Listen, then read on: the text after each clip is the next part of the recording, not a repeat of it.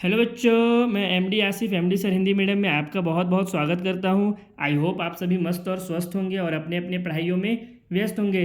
बच्चों, आज के क्लास में हम एनसीईआरटी कक्षा 10वीं गणित का पाठ 9 त्रिकोणमिति के कुछ अनुप्रयोग इस चैप्टर का परिचय करने वाले हैं। बच्चों, सबसे पहले तो आप लोगों पिछले चैप्टर यानी पाठ 8 में पढ़ा त्रिकोणमिति का परिचय, जिसमें आपने कुछ महत्वपूर्ण त्रिकोणमिति अनुपात जैसे sine theta, cos theta, tan, cot, sec और कॉसेक थीटा के बारे में जाना। साथ ही आपने कुछ विशिष्ट कोणों के लिए उन त्रिकोणमिति अनुपात के मानों को भी जाना है, जैसे साइन 30 का वैल्यू कितना होता है या कॉसेक 60 का वैल्यू कितना होता है, कॉट 45 का वैल्यू कितना होता है। इस तरह से और भी बहुत सारे वैल्यू दिए हुए थे, एक पूरा सारणी दिया हुआ था। और आप लोगों ने कुछ महत्वपूर्ण त्रिकोणमिति सर्वसमीका भी पढ़ी, जैसे sine square theta plus cos square theta बराबर 1, 1 प्लस टेन स्क्वायर थीटा बराबर सेक स्क्वायर थीटा, या कॉट स्क्वायर थीटा प्लस 1 बराबर कॉसेक स्क्वायर थीटा। अब उन सब का हमारे दैनिक जीवन में क्या इस्तेमाल है, उन सब के बारे में हम क्यों पढ़ें, आखिर उसका हमारे डेली की ज़िंदगी में क्या कनेक्शन है या हमारे जीवन में उसका क्या कनेक्शन है त्रिकोणमिति का, हमने त्रिकोणमिति का परिचय क्यों पढ़ा, त्रिकोणमिति के बारे में हमने क्यों जाना, इन सब के बारे में हम लोग आज के क्लास में चर्चा करेंगे। क्योंकि इस चैप्टर का नाम ही है त्रिकोणमिति के कुछ अनुप्रयोग। अनुप्रयोग का अर्थ होता है इस्तेमाल या फिर उपयोग। इसका मतलब क्या हो गया, ये पाठ हमारा क्या बन गया, त्रिकोणमिति के कुछ उपयोग। इस चैप्टर में हम लोग त्रिकोणमिति के कुछ उपयोग के बारे में समझेंगे। बच्चों, इस चैप्टर को समझने के लिए आप लोगों को बहुत ज़्यादा थ्योरी या फिर फॉर्मूला नहीं पढ़ना है, बल्कि जो पिछले चैप्टर में यानी पार्ट 8 में आप लोगों ने फॉर्मूला पढ़ा था, उसी में से कुछ फॉर्मूला का इस्तेमाल करके आप लोग इस चैप्टर में दिए हुए क्वेश्चन को बहुत ही आसानी के साथ सॉल्व कर सकते हैं। और इस चैप्टर से आपके एग्ज़ाम में 4, 5 या 6 नंबर के प्रश्न ही आते हैं, यानी बड़े बड़े जो क्वेश्चन होते हैं वो इस चैप्टर से आते हैं। अब बड़े क्वेश्चन इस चैप्टर से आते हैं तो ऐसा तो होगा नहीं कि बहुत ही आप लोग आसानी के साथ इस चैप्टर के प्रश्नों को हल कर सकते हैं। इसमें कुछ ना कुछ टास्क भी होगा।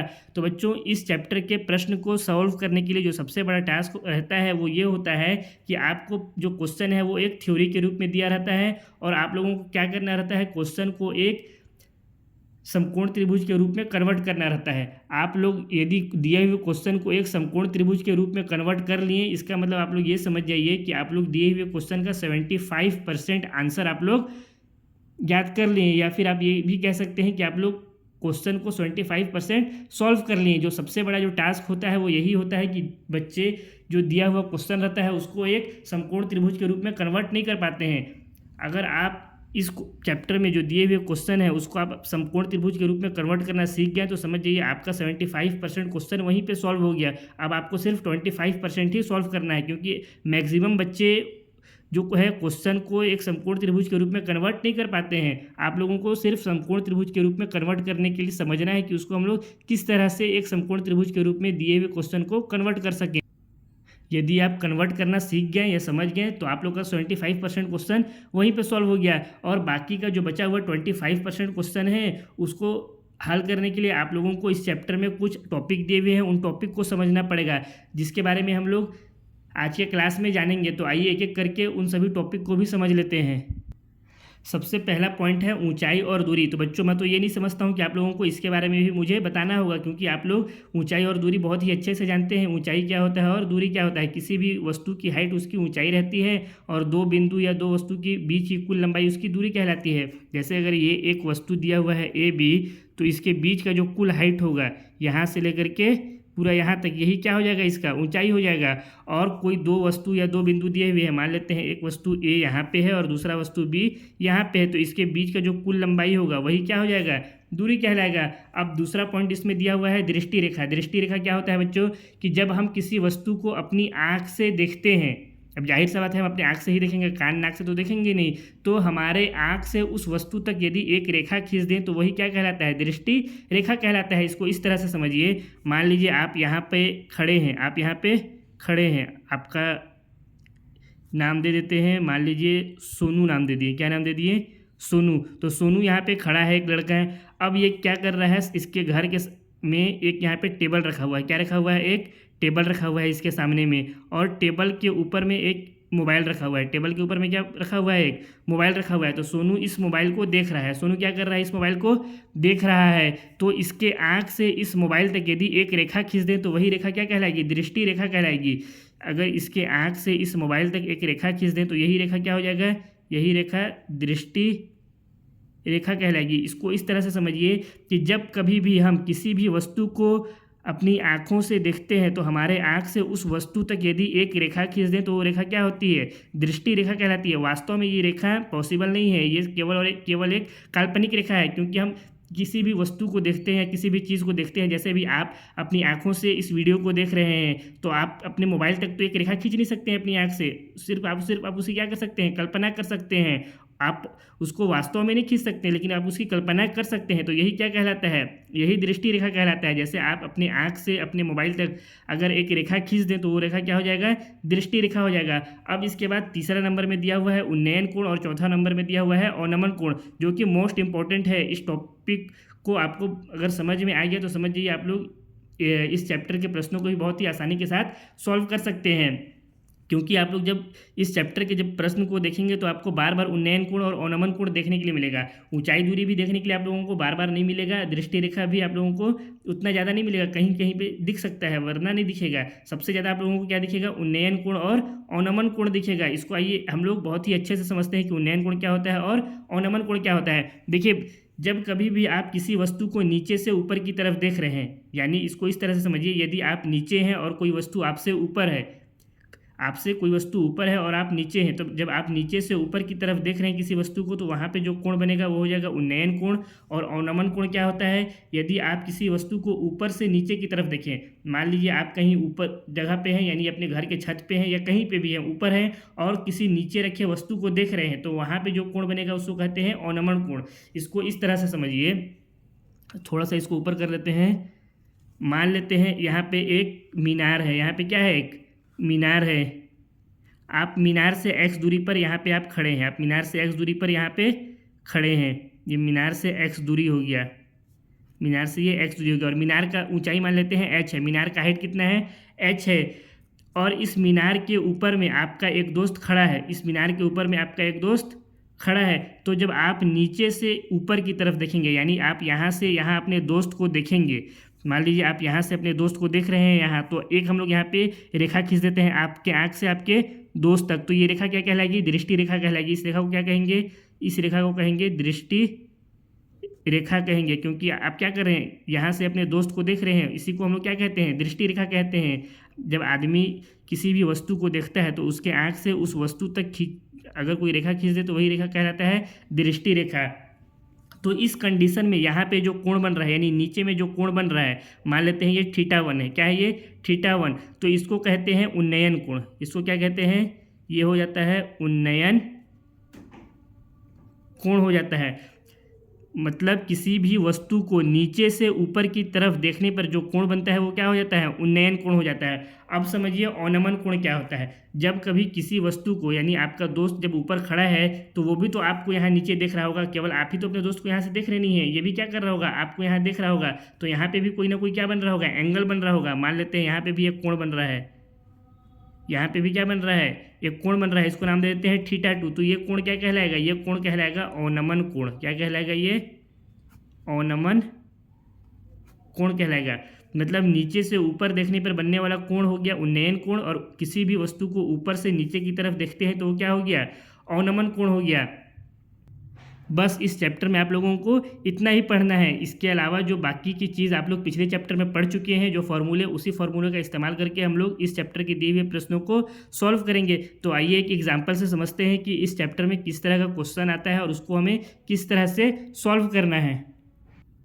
यहाँ पे एक एग्जाम्पल क्वेश्चन दिया हुआ है, किसी मीनार की ऊंचाई 20 मीटर है। किसी मीनार की ऊंचाई कितनी है? 20 मीटर है, तथा जमीन पर किसी बिंदु के शीर्ष का उन्नयन कोण 45 डिग्री है। कोण कितना दिया हुआ है? 45 डिग्री। तब बिंदु की मीनार से दूरी क्या होगी? Option A 20 meter, option B 10 meter, option C 50 meter, या फिर ऑप्शन डी 45 मीटर। हमको ये ज्ञात करना है। तो मैं आप लोगों को क्या बताया था कि इस चैप्टर के जितने भी क्वेश्चन है उसको सॉल्व करने के लिए हमको सबसे पहले क्या करना होगा? दिए हुए क्वेश्चन को एक समकोण त्रिभुज के रूप में कन्वर्ट करना होगा। तो आइए इस क्वेश्चन को एक समकोण त्रिभुज के रूप में कन्वर्ट करते हैं। हमको क्या दिया है? किसी मीनार की ऊंचाई 20 मीटर है। मान लेते हैं यहाँ पे एक मीनार है ए बी, ये मीनार है, इस मीनार को नाम दे देते हैं ए और बी नाम दे दिए, तथा जमीन पर किसी बिंदु। अब ये मीनार कहाँ पे होगा? एक जमीन पर ही तो होगा, हवा में तो ये मीनार उड़ेगा नहीं। तो यहाँ पे एक हम लोग जमीन बना लेते हैं। ये हो गया एक मीनार का मतलब ये मीनार क्या है, इस ज़मीन के ऊपर खड़ा है। अब हमको आगे क्वेश्चन में कह रहा है ज़मीन पर किसी बिंदु के शीर्ष का उन्नयन कोण 45 डिग्री है। इसका मतलब ज़मीन पर एक बिंदु है, मान लेते हैं उस बिंदु को सी यहाँ पे स्थित है, वो बिंदु सी यहाँ पर स्थित है। तो हमको क्या कह रहा है कि इस बिंदु का उन्नयन कोण कितना है, 45 डिग्री। सबसे पहले क्या करेंगे, इस बिंदु को मीनार का जो शिखर है इससे मिला देंगे, इसको यहाँ से मिलाएंगे तभी तो कोण बनेगा कहीं भी। तो ये इसको हम लोग क्या किए, बिंदु सी को बिंदु ए से मिला दिए। अब उन्नयन कोण यहाँ पे दिया हुआ है 45 डिग्री। तो उन्नयन कोण क्या होता है, मैं आप लोगों को क्या बताया हूँ कि जब कभी भी हम किसी वस्तु को नीचे से ऊपर की तरफ देखते हैं, कहाँ से, नीचे से ऊपर की तरफ देखते हैं, तो क्या होता है, उन्नयन कोण। तो ये हो गया नीचे और ये हो गया ऊपर, यानी यहाँ से जब किसी वस्तु को यहाँ मतलब ऊपर की तरफ देखेंगे तो उन्नयन कोण बनेगा, कहाँ पे बनेगा, यहाँ पे बनेगा। और ये कोण कितना दिया हुआ है, 45 डिग्री। तो इस कोण को लिख लिए हम लोग 45 डिग्री। तब बिंदु की मीनार से दूरी ज्ञात कीजिए। तो हमको क्या ज्ञात करना है, इस बिंदु की इस मीनार से दूरी, यानी हमको यहाँ पे क्या ज्ञात करना है, इस के बीच की दूरी को ज्ञात करना है, अर्थात BC हमको ज्ञात करना है। क्या ज्ञात करना है, हमें BC ज्ञात करना है। बताना है कि BC कितना है, 20 मीटर, 10 मीटर, 50 मीटर या फिर 45 मीटर। देखिए हमको क्या दिया हुआ है, मीनार की ऊंचाई 20 मीटर है, तो मान क्या लिए, इसको हम लोग लिख लेते हैं यहाँ पे ये 20 मीटर है। अब इसके बाद हमको क्या करना है, अगर आप लोग इतना कर लिए, यानी दिए हुए क्वेश्चन को इस तरह से एक समकोण त्रिभुज के रूप में कन्वर्ट कर लिए। ये कैसा है, एक समकोण त्रिभुज बन गया। यहाँ पे ये सीधा है खड़ा, यानी यहाँ पे एक 90 डिग्री का कोण है। 90 डिग्री का जहाँ भी कोण बनता है वो कैसा होता है, एक समकोण त्रिभुज। अगर आप लोग इतना कर लिए तो समझिए आप लोग क्वेश्चन का 75% सॉल्यूशन कर लिए, यानी क्वेश्चन को 75% आप लोग हल कर लिए, क्योंकि यही सबसे मेन बच्चों को दिक्कत करता है। क्वेश्चन को एक समकोण त्रिभुज के रूप में कन्वर्ट बच्चे अक्सर नहीं कर पाते हैं। अब ये हमारा तो एक समकोण त्रिभुज बन गया है, जिसमें एक न्यून कोण कितना दिया हुआ है, 45 डिग्री। आप लोग पिछले चैप्टर में यानी पार्ट 8 में क्या पढ़ चुके हैं कि समकोण त्रिभुज में जो न्यून कोण होता है, यानी जो कोण होता है दिया हुआ है, उसके सामने वाली जो भुजा होती है उसको हम लोग क्या कहते हैं, लंब कहते हैं। तो यहाँ पे इस कोण के सामने वाली भुजा कौन सा है, AB है, तो AB को हम लोग क्या कहेंगे, लंब कहेंगे। इसी तरह से जो कोण रहता है उसके साथ वाले भुजा को, इसके साथ वाला भुजा कौन सा है, ये है, इसको क्या कहते हैं, आधार। ये क्या हो गया, हमारा पूरा आधार हो गया। और जो लंब रहता है, लंब के सामने वाला भुजा क्या कहलाता है, कर्ण कहलाता है। तो इसको क्या कहेंगे, AC जो हो जाएगा वो हो जाएगा कर्ण। तो हमको कुल मिलाकर के क्या याद करना है, आधार याद करना है। BC क्या हो गया, आधार ही हो गया। तो हमको क्या याद करना है, यहाँ पे आधार ज्ञात करना है। अब ये समझिए बच्चे, अब इतना अगर आप लोग कर लिए तो अब आपको ये दिमाग लगाना है। हमको यहाँ पे क्या दिया हुआ है, लंब दिया हुआ है 20 मीटर और एक कोण दिया हुआ है 45 डिग्री। हमको ज्ञात क्या करना है, आधार ज्ञात करना है। तो अब आप सबसे पहले यहाँ पे ये दिमाग लगाएंगे कि ऐसा कौन सा त्रिकोणमितीय अनुपात है, जैसे sine cos tan cot sec और कॉसेक में कौन सा त्रिकोणमितीय अनुपात है जिसमें एक कोण और उसके एक भुजा लंब और दूसरा भुजा आधार के बीच में संबंध होता है। तो ऐसे दो त्रिकोणमितीय अनुपात होते हैं, एक तो होता है एक होता है टेन थीटा और दूसरा होता है कॉट थीटा। दूसरा क्या होता है, कॉट थीटा होता है, क्योंकि टेन थीटा बराबर क्या होता है, लंब बटा में आधार होता है। टेन थीटा बराबर होता है लंब बटा आधार, और कॉट थीटा बराबर क्या होता है, आधार बटा में लंब। कॉट थीटा बराबर हो गया आधार बटा लंब और टेन थीटा बराबर हो गया लंब बटा आधार।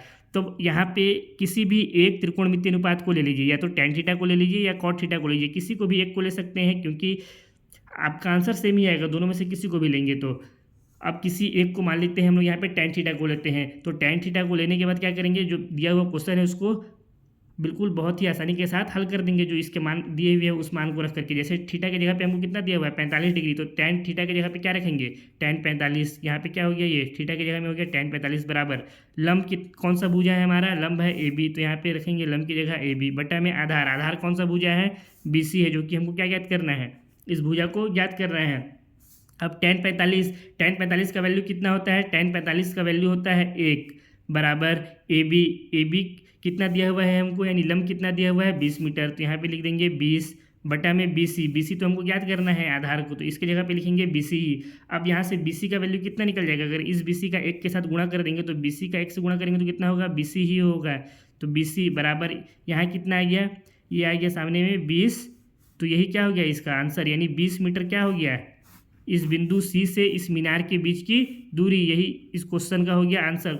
अब देखेंगे 20 मीटर कौन सा ऑप्शन में हमको दिया है, ए में ही हमको क्या दिया है 20 मीटर, यानी ऑप्शन नंबर A क्या हो गया, इस क्वेश्चन का आंसर हो गया। बस इस चैप्टर के परिचय वाले वीडियो में इतना ही काफ़ी है। आप लोगों को बस इतना ही समझना है इस चैप्टर के क्वेश्चन को सॉल्व करने के लिए कि सबसे पहले आप लोगों को एक समकोण त्रिभुज बनाना है। आप लोग समकोण त्रिभुज बना लेंगे तो आप लोग को ये पता करना है कि कौन सा भुजा लंब होगा, कौन सा भुजा आधार होगा और कौन सा भुजा कर्ण होगा। फिर उसके बाद जो कोण दिया रहेगा और जो भुजा दिया रहेगा और जो भुजा ज्ञात करना है उसमें संबंध दर्शाने वाले हमको पता करना है कि त्रिकोणमितीय अनुपात कौन सा है। तो यहाँ पे दो त्रिकोणमितीय अनुपात जैसे tan और cot आया था, फिर किसी भी एक त्रिकोणमितीय अनुपात को लेकर के क्या करना है, उसके मान को रखेंगे जो मान दिया हुआ है और क्वेश्चन को हल कर लेना है। इतना ही काफ़ी है इस परिचय वाले वीडियो के लिए। अगर आप लोग tan थीटा की जगह पे cot थीटा भी रखेंगे तो देख लीजिएगा आप लोगों का आंसर बिल्कुल भी सेम आएगा। जैसे आप लोगों को मैं यहाँ पे चेक करके दिखा भी देता हूँ, cot थीटा यानी cot यहाँ पे कितना हो जाएगा 45, तो ये हो गया cot 45 बराबर आधार। आधार कौन सा भुजा है BC, तो इसकी जगह पे लिख दिए BC। और लंब, लंब कौन सा भुजा है AB, तो यहाँ पे आ गया हमारा AB। cot 45 का वैल्यू कितना होता है 1 बराबर हो गया ये BC बटा में AB। AB कितना दिया हुआ है 20 मीटर, तो ये हो गया 20। अब ये 20 क्या है, अभी भागित में है, इसके बट्टे में इधर जाएगा तो गुणा में हो जाएगा, यानी 20 का 1 से गुणा हो जाएगा तो कितना हो जाएगा 20 हो जाएगा। तो BC का वैल्यू कितना निकल करके आ गया 20 मीटर आ गया। cot थीटा लिए तो भी 20 मीटर आया और tan थीटा लिए तो भी BC का वैल्यू कितना आया 20 मीटर ही आया। तो आज के इस परिचय वाले वीडियो में बस इतना ही। बाकी इस चैप्टर के जो प्रश्न हैं उन सभी प्रश्नों को हल करने के लिए अब हम लोग बहुत जल्द मिलते हैं नेक्स्ट क्लास में। तब तक के लिए आप सभी मस्त रहिए, स्वस्थ रहिए और अपने अपने पढ़ाइयों में व्यस्त रहिए। Thanks for watching. अगर आप लोगों को वीडियो पसंद आया है तो वीडियो को लाइक करें, कमेंट करें और चैनल को भी सब्सक्राइब करें। साथ ही इस वीडियो को अपने दोस्तों के साथ भी शेयर करें। अब मिलते हैं बहुत जल्द नेक्स्ट क्लास में, तब तक के लिए बेस्ट ऑफ लक।